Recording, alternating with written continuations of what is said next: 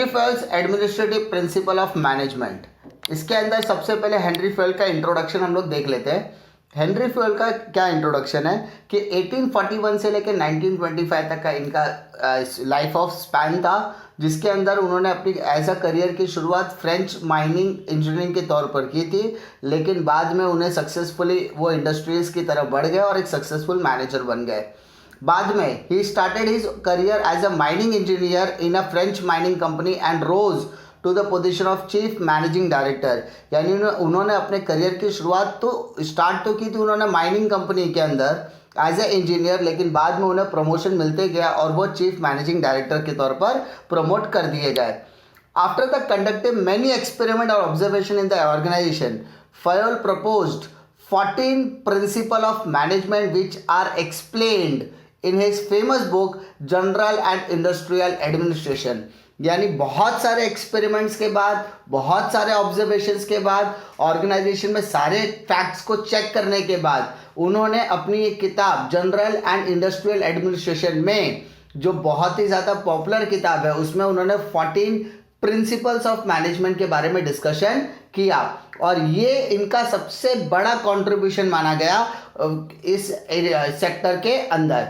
इसीलिए उन्हें father of modern management भी कहा जाता है। और इनके जो 14 प्रिंसिपल ऑफ मैनेजमेंट है वो किसी ना किसी ऑर्गेनाइजेशन में, ऐसा कह सकते हैं हर ऑर्गेनाइजेशन में एक डिसीजन मेकिंग का काम करता है और मैनेजमेंट को एक्शन लाने में काम मदद मिलता है कि हमें इन 14 प्रिंसिपल के ऊपर काम करना है। अगर हम इन 14 प्रिंसिपल ऑफ मैनेजमेंट को अच्छी तरीके से संजो के रखते हैं, अच्छी तरीके से काम करने की कोशिश करते हैं इन प्रिंसिपल ऑफ मैनेजमेंट पर, तो कहीं ना कहीं बिजनेस को एक नए आयाम तक हम ले जा सकते हैं। सबसे पहले उनका प्रिंसिपल ऑफ मैनेजमेंट आता है, there are 14 principle of management, जिसको पहले हम लोग थॉरली करते हैं। जिसमें पहला है principle of division of work, second है principle of authority and responsibility, उसके बाद है discipline, unity of command, unity of direction, subordination of individual interest, centralisation, remuneration, scalar chain, order, equity, stability, initiative and spirit de corps. ये 14 principal अपने आप में ही पूरी दुनिया है। हर ऑर्गेनाइजेशन के छोटे से छोटे, बड़े से बड़े ऑर्गेनाइजेशन में, प्रॉफिट मेकिंग या नॉन प्रॉफिट ऑर्गेनाइजेशन में काम करने के काबिल माना गया है। तो सबसे पहले principal of division of work की हम लोग बात करते हैं।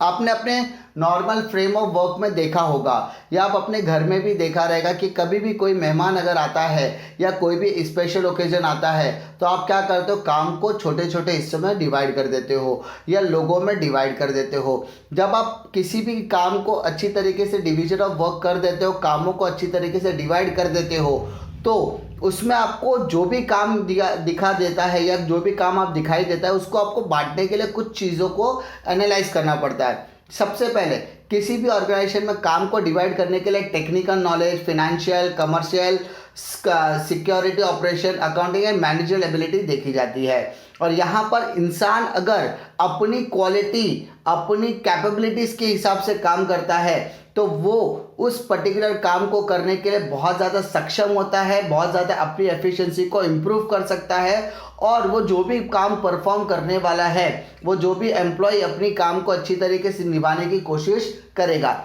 यानी अगर हम इस बात को एकदम शॉर्ट एंड स्वीट में समझाने की कोशिश करूँ तो अगर आप कामों को उनके टेक्निकल नॉलेज के हिसाब से बांट दोगे, अगर आप उनके काम को आप उनके नॉलेज के हिसाब से डिवाइड कर दोगे, अगर आप उनके अपने का जितने भी काम हो उनको अगर आप उनके कैपेबिलिटीज़ के हिसाब से डिवाइड कर दोगे तो वो जो काम देंगे वो एक्सपर्ट सर्विस की तरह बाहर निकल कर आने वाला है, जिससे आपका प्रोडक्टिविटी लेवल बढ़ेगा, जिससे आपके काम करने की क्षमता पर कोई क्वेश्चन नहीं उठा पाएगा।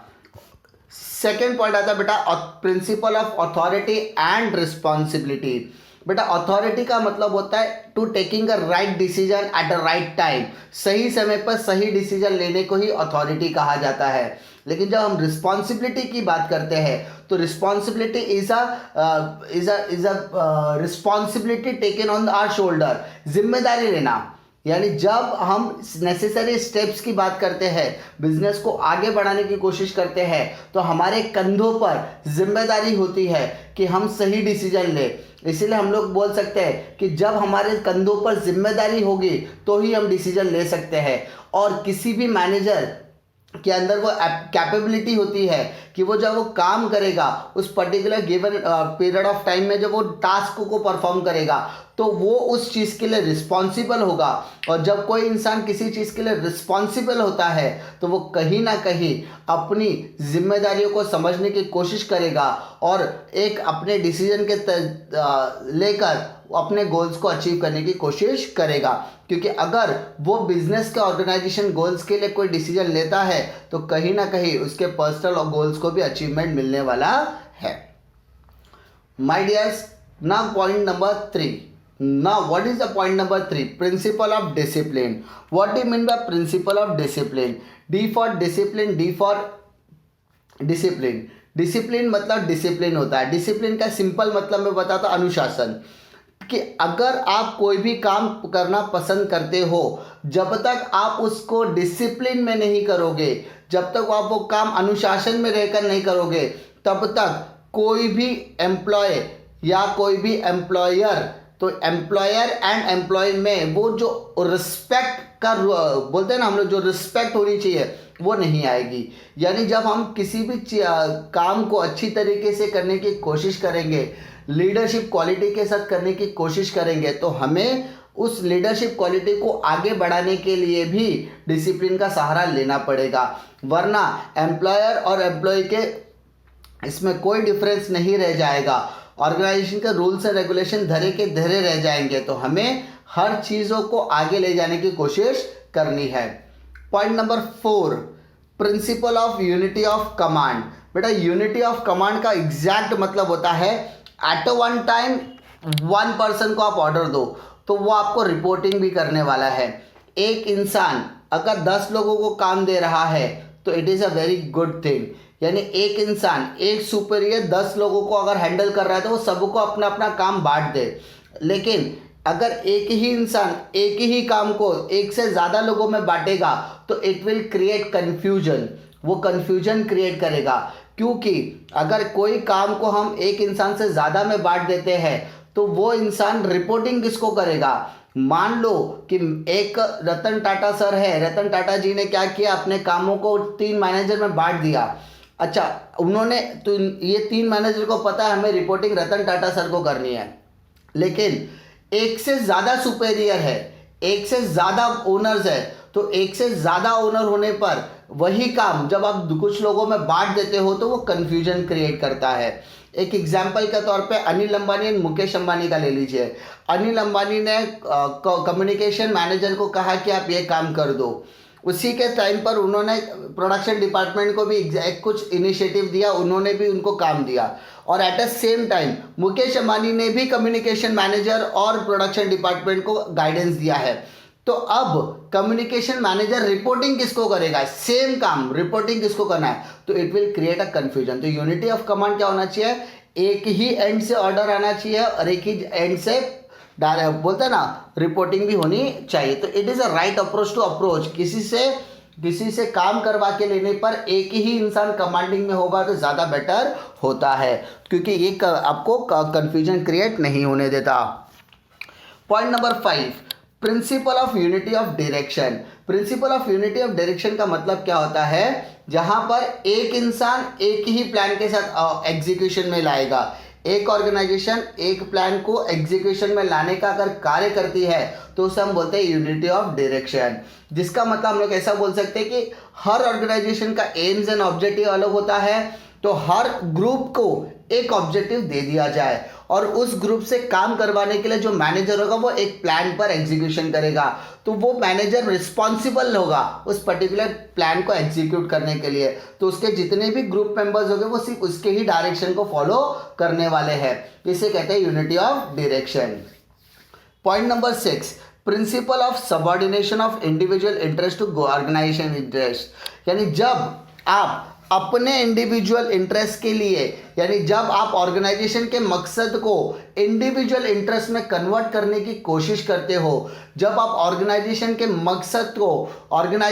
मकसद को इंडिविजुअल इंटरेस्ट में डालने की कोशिश करते हो, तो वो जो परफॉर्म करेगा वो अपने लिए करेगा, लेकिन उसका पूरा एडवांटेज ऑर्गेनाइजेशन को मिलने वाला है। मान लो मैंने एक मैनेजर को कहा कि अगर आपने मेरे ऑर्गेनाइजेशन के टारगेट को अचीव करने में मदद किया तो मैं आपको इस महीने 2 महीने की बोनस देने वाला हूं, तो वो अपने इंडिविजुअल इंटरेस्ट के लिए, ऑर्गेनाइजेशन इंटरेस्ट के लिए काम करेगा। यानी वो अपने मकसद के लिए, यानी उसे बोनस मिलना चाहिए, वो फुल डेडिकेशन के साथ ऑर्गेनाइजेशन के मकसद को पूरा करने की कोशिश करेगा। तो यहाँ पर उसका इंडिविजुअल रिकॉर्ड भी मेंटेन रहेगा और साथ ही साथ विन विन सिचुएशन हमारे लिए रहेगा कि हमारे टारगेट्स को अचीव करने के लिए उसने भी अपना आउटपुट जो दिया है वो बेस्ट से बेस्ट दिया, क्योंकि उसमें उसका कहीं ना कहीं इंडिविजुअल इंटरेस्ट भी छुपा हुआ था। Point number 7, principle of centralisation. Centralisation का बेटा मतलब होता है, centralisation refers to concentration of powers and authority, यानी हमें पावर और अथॉरिटी के ऊपर कॉन्सेंट्रेट करना है। इसका मतलब हम ऐसा बोल सकते हैं, यहाँ पर अधिकार किसके पास है, किसी एक इंसान के हाथ में भी हो सकते हैं और एक से ज़्यादा इंसान के हाथ में भी हो सकते हैं। तो ये जो सिचुएशन होती है वो स्मॉल ऑर्गेनाइजेशन में ज़्यादा देखने के लिए मिलती है। ये छोटा ऑर्गेनाइजेशन रहेगा तो वहाँ पे काम करने वाले बहुत सारे हो सकते हैं, लेकिन कमांड देने वाला कोई एक होगा। लेकिन जब हम बड़े ऑर्गेनाइजेशन की बात करते हैं, तो वहाँ पे काम करने वालों की तादाद भी बहुत ज़्यादा होती है और काम करवा के लेने वालों की तादाद भी बहुत ज़्यादा होती है, जिस वजह से कहीं ना कहीं आप सेंट्रलाइजेशन का जो पर्पज़ है वो खो बैठते हैं। तो हमें क्या देखना है कि अगर एक इंसान ने हमें कमांड दिया तो हमें रिपोर्टिंग भी उसे, यानी वो पूरा का पूरा ऑर्गेनाइजेशन एक इंसान के इर्द गिर्द घूमने वाला है। तो सेंट्रलाइजेशन होना बहुत ज़्यादा ज़रूरी है, किसी एक एंड से पूरा कंट्रोलिंग करना है, ऐसा बोल सकते हैं हम शॉर्ट में। उसके बाद प्रिंसिपल ऑफ रेम्यूनरेशन। बेटा प्रिंसिपल ऑफ रेम्यूनरेशन का मतलब होता है कि हम स्टाफ या जो एम्प्लॉय हमारे पास काम कर रहा है उसको हम इतने समय के लिए काम पर रखें कि उसका लाइफ स्पैन लंबा होना चाहिए, ताकि वो उसके अंदर जॉब सिक्योरिटी आए। अगर हम उसको बोलेंगे कि आप 3 महीने के लिए काम पर हो तो वो 3 महीने के हिसाब से काम करेगा, तो वो खुल के अपनी कैपेबिलिटी के हिसाब से काम नहीं कर पाएगा। लेकिन आप उसको लंबे समय पर के लिए रखोगे, उसको परमानेंट करोगे, आप उस एम्प्लॉय को पूरा का पूरा 100% सेटिस्फैक्शन दे रहे हो, उसको आप कॉन्फिडेंस में लेके काम करवाने की कोशिश कर रहे हो और उसको कह रहे हो कि भाई तेरी जॉब कहीं जाने वाली नहीं है, बशर्ते तुझे अच्छे से काम करना है, तो वो इंसान जॉब सिक्योरिटी मिलने के बाद अपनी स्किल, अपनी expertise, knowledge, trainer, cost of living, market trend, profitability के हिसाब से अच्छी तरीके से काम करेगा, ताकि वो जो रेम्यूनरेशन रिसीव करेगा वो एज पर मार्केट स्टैंडर्ड होना चाहिए, डिफिकल्टी नहीं आएगी अब तक। उसके बाद point number 9, principle of scalar chain. Scalar chain का सिंपल बेटा मतलब क्या होता है कि जिस डायरेक्शन में, जिस वे में मेरे पास वो ऑर्डर आया है उसी वे में उसका रिपोर्टिंग करना। एग्जाम्पल के तौर पे अगर टॉप लेवल मैनेजमेंट ने डिसाइड किया कि हमारे कंपनी का सेल हमें 200% बढ़ाना है, तो टॉप लेवल मैनेजमेंट जो प्लानिंग देगा वो सीईओ को बताएगा, सीईओ वो प्लानिंग अपने डिपार्टमेंट मैनेजर्स को बताएंगे, डिपार्टमेंट मैनेजर्स अपने स्टोर मैनेजर्स या अपने एम्प्लॉयज़ को बताएंगे और एम्प्लॉय से वो काम करवा के लेंगे।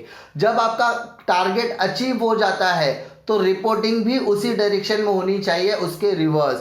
जैसे एम्प्लॉय अपनी रिपोर्टिंग करेगा मैनेजर को, मैनेजर रिपोर्टिंग करेगा सीईओ को और सीईओ रिपोर्ट करेगा टॉप का एग्जीक्यूटिव मैनेजमेंट को। तो इस तरीके से स्केलर चेन का मतलब होता है जिस डायरेक्शन में आपने डायरेक्शन दिया है, जिस डायरेक्शन में आपने कमांड दिया, वही डायरेक्शन में आपको रिपोर्टिंग मिलनी चाहिए। उसके बाद बेटा point number 10, principle of order. बेटा प्रिंसिपल ऑफ ऑर्डर का एग्जैक्ट मतलब क्या होता है कि जब आपको a place for everything, everything in its place, जिस जगह पर आपको जो चीज़ की ज़रूरत है वो चीज़ अगर आपको मिल जाए तो उसको बोलते हैं प्रिंसिपल ऑफ ऑर्डर। इसके अंदर आप ह्यूमन रिसोर्सेस और मटेरियल दोनों को यूटिलाइज कर सकते हो, यानी appointment of a right person for the right job eight a right place, ये आपके लिए पहली प्रायोरिटी होनी चाहिए। आपके एफिशिएंसी लेवल को बढ़ाने के लिए सही समय पर सही इंसान को सही जगह पर काम देना बहुत ज़्यादा ज़रूरी होता है, जिससे हम फिजिकल और फाइनेंशियल और ह्यूमन रिसोर्सेज को अच्छी तरीके से यूटिलाइज कर सकते हैं। Point number 11, principle of equity. हमारे पास जो भी लोग काम कर रहे हैं हमें उसमें किसी भी तरीके का भेदभाव नहीं करना है। यानी अगर कोई इंसान बहुत डेडिकेशन से काम कर रहा है, कोई ऐसा इंसान है जो अपनी सबऑर्डिनेशन ऑफ इंटरेस्ट रखकर अपना बेस्ट से बेस्ट परफॉर्म करने की कोशिश कर रहा है, तो हमें उसे पहले प्रायोरिटी देनी चाहिए प्रमोशन के लिए, ना कि उससे बाद में आए हुए, बशर्ते उसके परफॉर्मेंस को ही उसके रेम्युनरेशन का जरिया माना जाए। हम किसी भी सबऑर्डिनेट से फ्रेंडली नेचर में रहे, किसी से कोई डिस्क्रिमिनेशन ना करें, किसी से हम ऐसा कह सकते हैं ना कि हम किसी एक पर्टिकुलर जेंडर को या पर्टिकुलर कम्युनिटी को ही अगर हम प्रमोशन देंगे तो जो दूसरा एम्प्लॉय वो कहीं ना कहीं नाराज़ हो सकता है। तो हमें क्या करना है, हमें सिर्फ और सिर्फ जो वेजेस हम लोग उसको पे करने वाले हैं वो इक्वल बेसिस पे होना चाहिए। Point number 12, principle of stability of tenure. Stability of tenure का मतलब होता है जो एम्प्लॉय आपके पास काम कर रहा है आप उसको जॉब सिक्योरिटी दे दो। अगर आप उसको जॉब सिक्योरिटी देते हो तो वो अपनी एफिशिएंसी से अच्छा काम करने की कोशिश करेगा और इससे आपके कंपनी के टर्नओवर पर भी फ़र्क पड़ेगा। और जो पर एम्प्लॉय रेशियो होता है, एक एम्प्लॉय की प्रोडक्टिविटी रेशियो होती है, वो भी कहीं ना कहीं बढ़ जाने वाली है, क्योंकि आपने उस इंसान को सिक्योरिटी दी है कि भाई तू कहीं जाने वाला नहीं है। तो जॉब सिक्योरिटी मिलना कहीं ना कहीं उसके एफिशिएंसी को बढ़ाने का काम करेगी। उसके बाद बेटा आता है पॉइंट प्रिंसिपल ऑफ इनिशिएटिव। यानी हमेशा याद रखिए, कोई अगर किसी काम को करने के लिए पहली पहल करता है तो वो बहुत अच्छी बात है। अगर आप अपने आउटपुट से अच्छा काम करवाना चाहते हो, आप अपने ऑर्गेनाइजेशन को नए लेवल तक लेके जाना चाहते हो, तो आप हमेशा नए नए आइडियाज़ अपने एम्प्लॉय से लेते रहिए। और जो एम्प्लॉय इनिशिएटिव लेना चाहता है उसको इनिशिएटिव लेने दीजिए, भले ही वो सक्सेस हो या फेलियर के दरवाजे पे जाकर खड़े हो जाए, कोई फ़र्क पड़ना नहीं चाहिए, क्योंकि इनिशिएटिव लेना एक ऐसी लीडरशिप क्वालिटी है जो कहीं ना कहीं आपको फ्यूचर में एक नए मुकाम तक लेके जाने की कोशिश करती है। And last but not the list, principle of Spirit day corps. इसका मतलब होता है टीम वर्क। आपको यही सिखाना है कि आप अकेले बिजनेस में काम नहीं करते, आपको सभी डिपार्टमेंट्स के साथ मिलकर काम करना है, सारे एम्प्लॉयज़ के साथ मिलकर काम करना है, क्योंकि यहाँ पर पैसे से ज़्यादा वैल्यू होती है ह्यूमन वैल्यूज़ की। अगर आप एम्प्लॉयज़ के अंदर एक म्यूचुअल ट्रस्ट लेकर आ जाओ तो कोई भी बड़ी से बड़ी दिक्कतों को भी वो आसानी से सॉल्व कर सकते हैं। तो यहाँ पर आपके अंदर जो लीडरशिप क्वालिटी है उसको बाहर निकालने की कोशिश करनी चाहिए, क्योंकि जब एक टीम परफॉर्म करने के लिए आती है तो वहाँ पर टीम का कोऑर्डिनेशन ज़्यादा इंपॉर्टेंट होता है। और हर एक डिपार्टमेंट के अंदर जो टीम स्पिरिट होती है वो कहीं ना कहीं आपको सक्सेस के दरवाजे तक लेके जाने की कोशिश करती है। तो ये सारे जो 14 प्रिंसिपल्स है ये कहीं ना कहीं आप छोटे से छोटे ऑर्गेनाइजेशन से लेके बड़े से बड़े ऑर्गेनाइजेशन में अप्लाई कर सकते हो। आपका ऑर्गेनाइजेशन प्रॉफिट मेकिंग है या लॉस मेकिंग है या नॉन प्रॉफिट मेकिंग है, डजेंट मैटर, लेकिन ये 14 प्रिंसिपल यूनिवर्सल प्रिंसिपल्स है जिसको हर जगह पर अप्लाई किया जा सकता है।